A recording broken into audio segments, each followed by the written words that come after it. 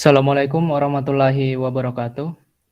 Di sini kami akan mempresentasikan tugas UAS kecerdasan buatan kami yang kami beri nama penerapan algoritma Dijkstra terhadap game ular. Di sini kami berdua, Rizky Biojanevi 1911-2899 dan saya Muhammad Ahyar Z 1911-2892.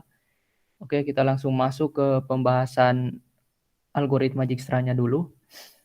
Di sini algoritma Dijkstra perlu kita ketahui adalah salah satu algoritma yang sering digunakan untuk memecahkan masalah dalam search problem. Algoritma Dijkstra ini menggunakan prinsip yang hampir sama dengan algoritma greedy, di mana perhitungannya dimulai dari titik awal dan akan ke titik selanjutnya yang terhubung untuk sampai ke titik akhir atau tujuan. Cara membandingkan angkanya dimulai dari titik awal, lalu melihat node selanjutnya. Jika terhubung, maka akan mencocokkan satu jalur dengan jalur yang lainnya, yang mana yang nilainya lebih kecil, dan jika node tidak terhubung, maka langsung dari titik awal. Maka titik akan diberikan simbol infinity, dan jika jalur yang dilalui lebih pendek, maka Dijkstra dapat melakukan perubahan angka atau update angka untuk mendapatkan nilai jarak yang minimum. Untuk implementasi algoritma ini di dalam game ular kami, bisa kita lihat. Nah, di sini. Di sini sebelum itu di dalam game ini terdapat dua mode. Pertama ada mode normal, yaitu kita bisa menggerak-gerakannya sendiri. Untuk mengakses mode normalnya kita memencet angka 1.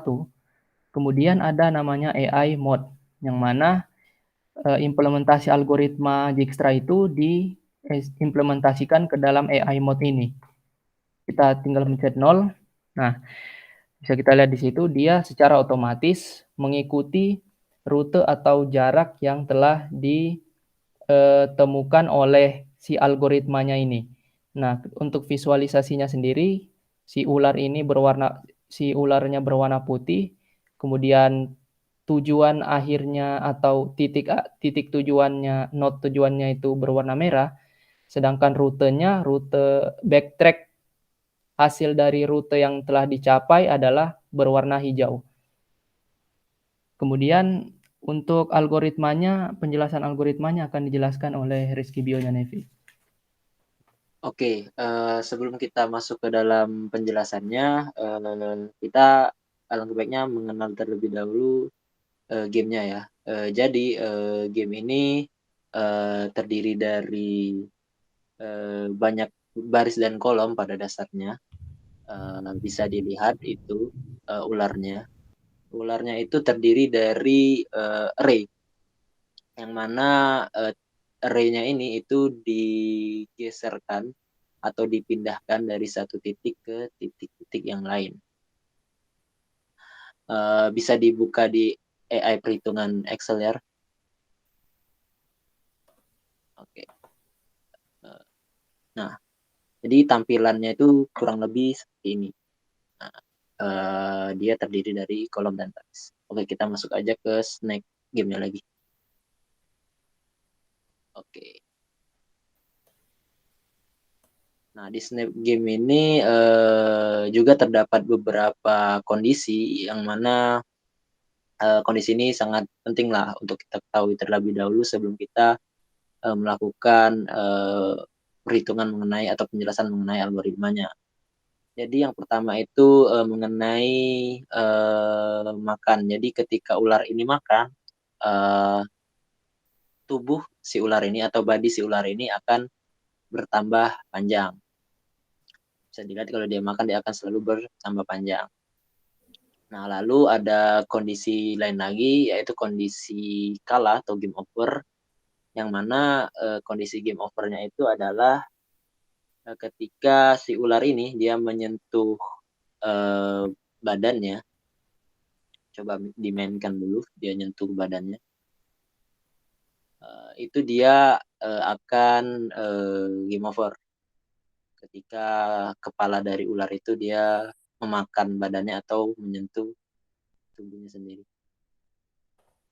Nah, itu juga kondisi lainnya, yaitu kondisi ketika ular itu keluar dari jalur. dari jalur yang ditentukan, dia juga akan mengalami game over. Nah, ini dia makan ke tubuhnya sendiri. Jadi ya kurang lebih seperti itu kondisi dari beberapa kondisi-kondisi yang harus kita tahu dari luarnya. Kita langsung saja ke penjelasan dari algoritmanya. Bisa dibuka codingannya. Oke. Untuk penjelasannya ini di sini kita penjelasan algoritmanya kita melalui codingan ini saja karena alur dari algoritma itu sudah cukup terjelaskan di sini. Oke.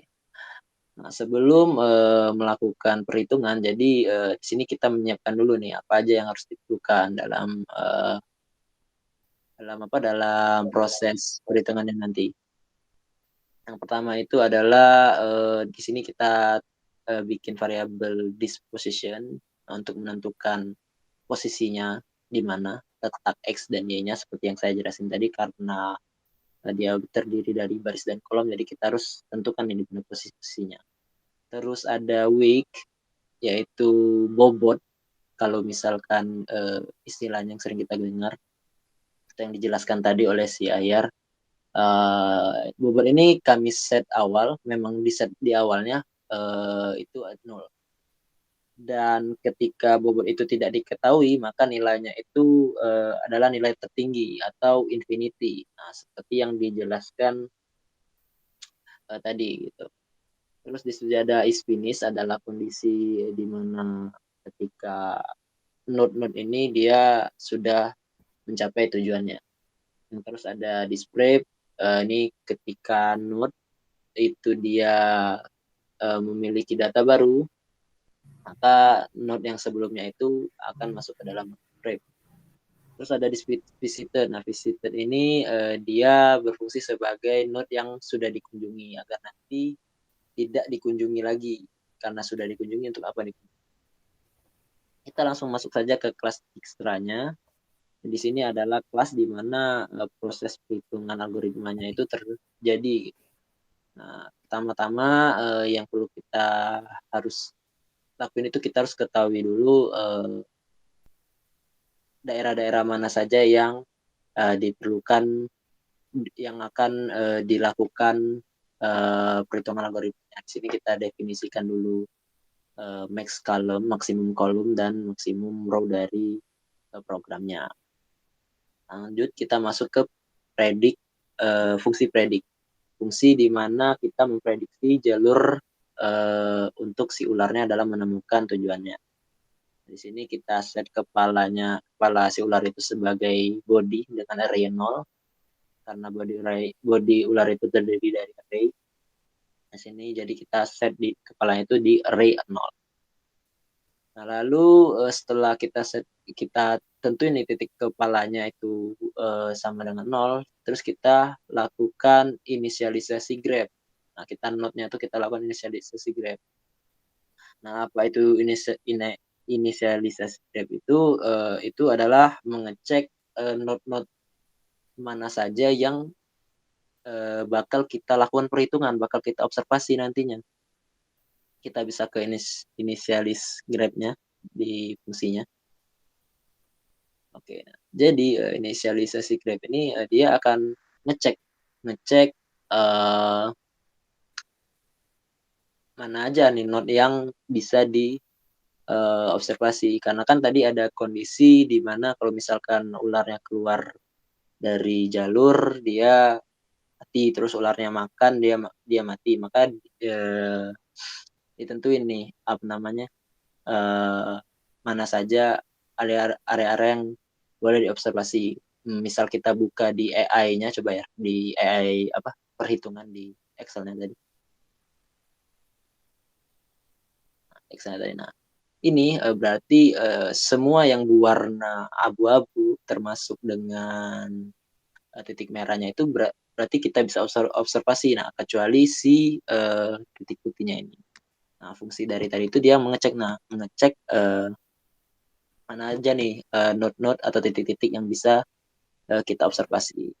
Nah, kalau misalkan sudah ketemu node yang bukan merupakan body dari si ular, maka titik ini akan masuk ke dalam sebuah node yang sudah dibuat tadinya. Oke, bisa kita balik lagi ke codingannya. Oke, di situ. Nah, misalkan di situ juga ada codingannya tuh, misalkan dia tidak menemukan titik yang sama dengan tubuh ular, maka dia akan mempush si node-nya. Oke, itu inisialis grab. Jadi dia mencari dulu titik-titik yang bisa diobservasi lalu dimasukkan ke dalam node. Oke, selanjutnya kita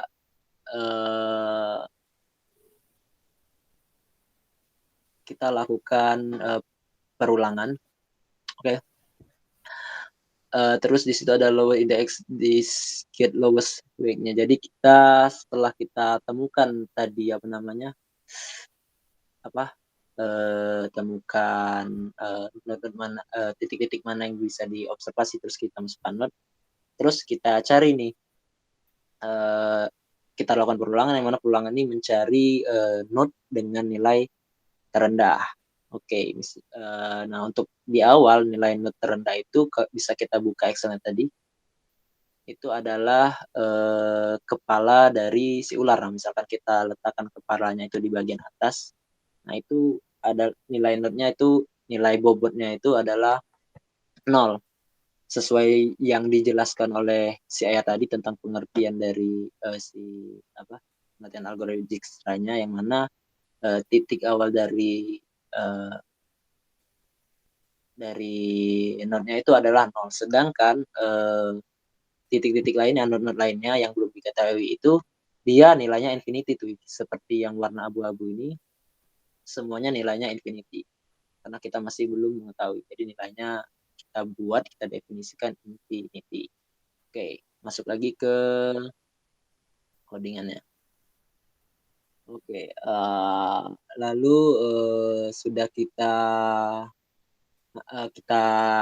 ambil get lowest-nya, misalkan tadi itu kondisi awalnya, misalkan dia nggak ada, bukan kondisi awal, coba ke bawah, ke bawah.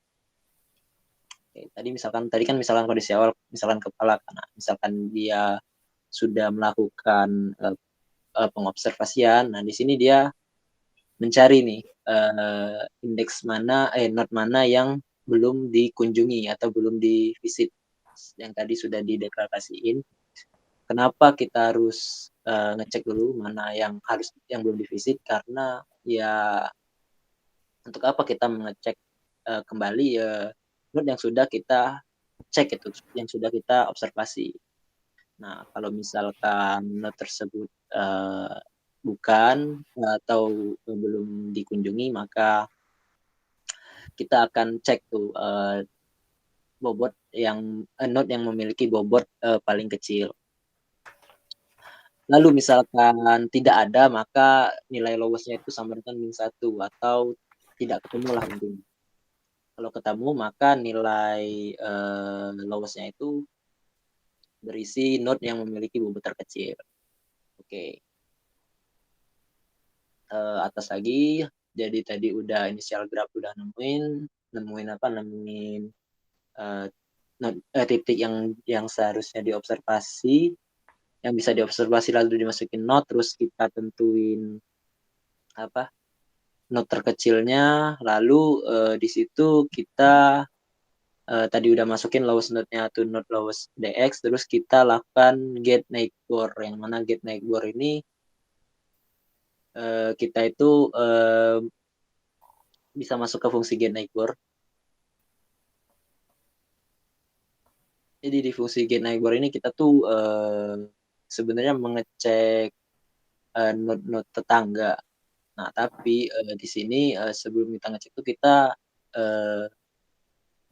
melihat dulu nih kemungkinan dari bergeraknya ular kita tuh kemana, possible move dari ular kita tuh kemana. Kalau misalkan kita lihat di Excel tadi, coba ke Excel tadi. Nah, kita lihat ke Excel tadi. Nah, possible move dari ular ini kan dia ada 3 kemungkinan kan, itu ke atas, ke kiri atau ke kanan. Nah, ini nanti node yang 3 kemungkinan ini akan dimasukkan ke dalam si gate neighbor tadi. Oke, bisa langsung balik lagi ke codingan. Oke, nah apa namanya? Dia tadi masuk ke dalam ini, terus sebelum dia itu tadi dia juga melakukan pengecekan si neighbor-nya ini pengecekan. Misalkan kondisi ularnya itu mungkin ada di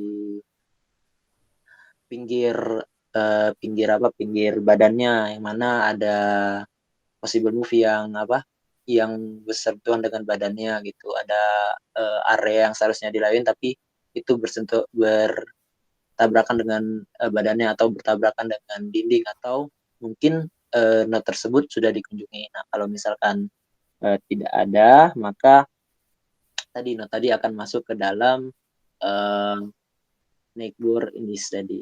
Oke, balik lagi ke atas. Oke. Nah, selanjutnya di sini ketika dia sudah mendapatkan nilai neighbornya terus sudah masuk ke dalam neighbor index, si node yang tadi, node yang tadi sudah tercek terendah dengan bobot terendah itu kita definisikan visitednya true, yang mana gak usah dikunjungin lagi karena kan udah pernah kita observasi. Oke, untuk penjelasan algoritma selanjutnya bisa dilanjutkan oleh teman saya ya. Oke, kita setelah men-set node yang telah dikunjungi tadi sebagai true, kemudian di bawahnya terdapat percabangan lagi, yang mana percabangan gini intinya itu untuk mengecek finish node-nya apakah sudah ketemu atau belum. Kalau misalkan finish node-nya sudah ketemu, maka dia dideklarasikan sebagai lowest node. Seperti itu. Kemudian di break. Itu kondisi kalau finish node-nya sudah ketemu. Nah, keluar dari percabangannya ini, kemudian di sini ada lagi perulangan. Nah, yang mana perulangan ini adalah intinya fungsinya perulangan ini itu untuk men-set bobot dari lowest-nya. Nah, jadi misalkan di sini lowest node-nya itu bobotnya yang tadinya di atas itu sebelumnya dideklarasikan sebagai sebagai 0, itu di plus 1. Nah, kemudian di bawahnya terdapat percabangan lagi. Kalau misalkan percabangannya ini untuk mengecek apakah ALT-nya ini, kalau misalkan ALT-nya lebih besar dari bobotnya atau kalau misalkan bobotnya lebih besar dari ALT-nya, maka node-nya ini, node indeksnya dimasukkan ke dalam bobotnya. Bobotnya dideklarasikan sebagai ALT. Nah, kemudian setelah melakukan perulangan itu sampai menemukan node tujuannya, keluar dari situ harusnya node tujuannya itu sudah ketemu. Yang mana ketika node tujuan sudah ketemu, maka akan dijalankanlah percabangan ini. Yang mana percabangan ini itu untuk menentukan atau menampilkan backtrack atau rekam jejak dari si rute-rute yang telah dilewati oleh ularnya tadi itu untuk mencapai node tujuan. Yang mana di sini kita lihat ada salah satu fungsi unshift, yaitu salah satu fungsi ini fungsinya untuk mengindeks atau mengekstrak nilai indeks pertama dalam array-nya. Oke, keluar dari percabangannya itu, setelah percabangannya berhasil mendapatkan nilai true, maka berarti rekam jejaknya sudah ditemukan atau jarak yang dituju sudah ditemukan. Maka ditampilkanlah dalam bentuk sebuah visualisasi berwarna hijau. Nah, di sini nih. Dia menampilkannya untuk dia men-set ini fill untuk menampilkan rekam jejaknya. Oke, selanjutnya di sini ada find node position untuk menentukan posisi dari node-nya setelah setelah mendapat tujuannya, setelah memakan buahnya, seperti itu. Kemudian untuk visualisasi dari algoritma Dijkstra-nya dalam mencari rutenya bisa kita lihat seperti gambar pada tampilan layar kali ini. Bisa kita lihat mungkin seperti inilah salah satu ilustrasinya untuk mencapai node tujuan atau node akhirnya. Oke, mungkin itu saja yang bisa disampaikan atau dijelaskan dari kelompok kami. Lebih dan kurangnya mohon dimaafkan. Wabillahi taufiq wal hidayah. Wassalamualaikum warahmatullahi wabarakatuh.